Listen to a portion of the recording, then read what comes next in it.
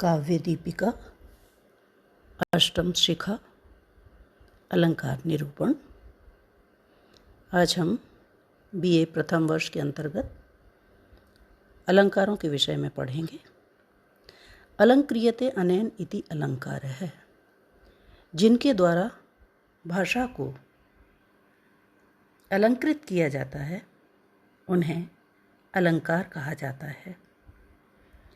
जैसा कि दंडी ने कहा है, काव्य शोभाकरान धर्मान अलंकारान प्रचक्षते, अर्थात काव्य की शोभा बढ़ाने वाले धर्मों को अलंकार कहा जाता है।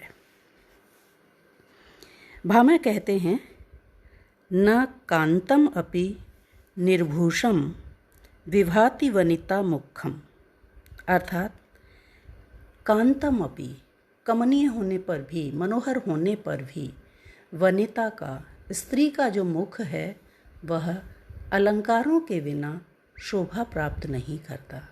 अर्थात सुंदर होने के बावजूद भी अगर स्त्री के द्वारा अलंकार धारण नहीं किए जाते हैं तो उसका मुख उस शोभा को प्राप्त नहीं कर पाता जो कि अलंकारों से युक्त होने पर प्राप्त करता है। इस तरह से हम शब्दार्थों सहितो काव्यम, शब्द और अर्थ को मिलाकर काव्य कहलाता है। शब्द और अर्थ दोनों को मिलाने पर ही काव्य बनता है। इसलिए हम अलंकारों का वर्गीकरण भी मुख्य रूप से दो प्रकार का ही करते हैं, शब्दालंकार और अर्थालंकार। जहाँ शब्द के कारण काव्य में अलंकार की स्थिति हो वह शब्दालंकार, तथा काव्य में जहाँ चमत्कार अर्थ के माध्यम से उपस्थित होता है उसे अर्थालंकार कहा जाता है। शब्दालंकार मुख्य रूप से तीन कहे जाते हैं, अनुप्रास, यमक और श्लेष। आज हम इन्हीं के ऊपर विचार करेंगे। सर्वप्रथम हम अनुप्रास शब्दालंकार को पढ़ते हैं, जिसका कि संस्कृत में लक्षण दिया गया है, अनुप्रासः शब्द साम्यम वैषम्य अपि स्वरस्य यत्। जहाँ पर कविता के अंतर्गत कविता के किसी चरण में भले ही स्वरों की विषमता हो, परंतु शब्द की समानता को अनुप्रास अलंकार कहते हैं।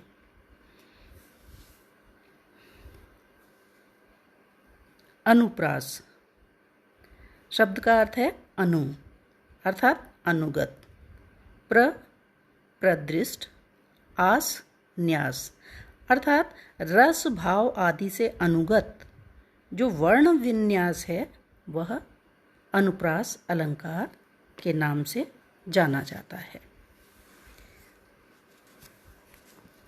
इसका उदाहरण है, लता कुंजम गुंजन मदवद अलिपुंजम चपलयन समालिंगन अनंगम द्रुततरम अनंगम प्रबलयन मरुन मंदम मंदम दलितम अरविंदम तरलयन रजो वृंदम विंदन किरति मकरंदम दिशि दिशि। अर्थात लता के कुंज को गुंजरित, मदमत, भ्रमरों को चपल, अंगों से आलिंगन करता हुआ, कामदेव को प्रबल बनाता हुआ, विकसित कमलों को चंचल करता हुआ, रजो वृंद को ग्रहण करता हुआ यह मंद मंद चलने वाला पवन पुष्प रज को दिशाओं में बिखेर रहा है। यहाँ इस उदाहरण के प्रथम चरण में अंजम, द्वितीय में ngम, तृतीय में नंदम, इन व्यंजन ध्वनियों की आवृत्ति पाई जा रही है, इसलिए यहाँ पर अनुप्रास अलंकार है। दूसरा है यमक, जिसका संस्कृत में लक्षण इस प्रकार से है। सत्यर्थे पृथक अर्थायः स्वर व्यंजन संगतेः क्रमेण तैनैव आवृत्ति यमकम विनिगद्यते। अर्थात अर्थवान तथा परस्पर भिन्न अर्थ रखने वाला स्वर और व्यंजन समूह की उसी क्रम से आवृत्ति होने को यमक अलंकार कहते हैं। यह भी शब्दालंकारों में एक प्रमुख अलंकार माना जाता है। यमक का अर्थ है जोड़ा। इसमें एक जैसे स्वर एवं व्यंजन ध्वनियों के समूह के जोड़ों का 2 बार प्रयोग पाया जाता है। यहाँ यमक अलंकार में हम उदाहरण के तौर पर देख रहे हैं। नव पलाश पलाश वनम पुरः स्फुट पराग परागत पंकजम मृदुलतांत लतांतम आलोकयत स सुरभिम सुरभिम सुमनो भरई। श्री कृष्ण ने नवीन पत्तों से युक्त पलाश वन को, जो कि व्यक्त पुष्प रज से व्याप्त कमल को, कोमल और कुम्हलाए हुए लता समुदाय को और पुष्प समूह से सुरभित वसंत को अपने समक्ष देखा। इस उदाहरण के प्रथम चरण में आए पलाश पलाश और चतुर्थ चरण के सुरभिम सुरभिम शब्द में यमक अलंकार है। क्यों है?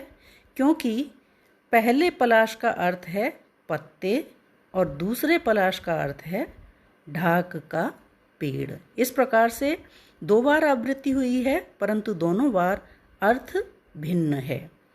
इसी प्रकार पहले सुरभि का अर्थ है सुगंधी व्याप्त और दूसरे सुरभि का अर्थ है वसंत ऋतु।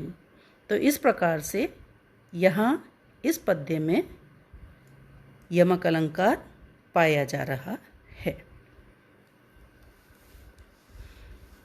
और तीसरा अलंकार है श्लेष, जिसकी परिभाषा इस प्रकार से दी गई है। श्रेष्ठै पदैर अनेकार्थाविधाने श्लेष इष्यते। अर्थात श्लिष्ट अनेकार्थ वाले शब्दों से, जहाँ पर अनेक अर्थों का कथन पाया जाता है, वहाँ पर श्लेष अलंकार होता है। अर्थात जहाँ पर पद्य में श्लिष्ट पदों का उपयोग किया जाता है। जैसे हम इस उदाहरण को देखेंगे यहाँ पर, प्रतिकूलताम उपगते ही विधौ विफलत्वम एति बहुसाधनता अवलंबनाय दिन भर्तुः अभून्न पतिष्यतः कर सहस्त्रम अपि।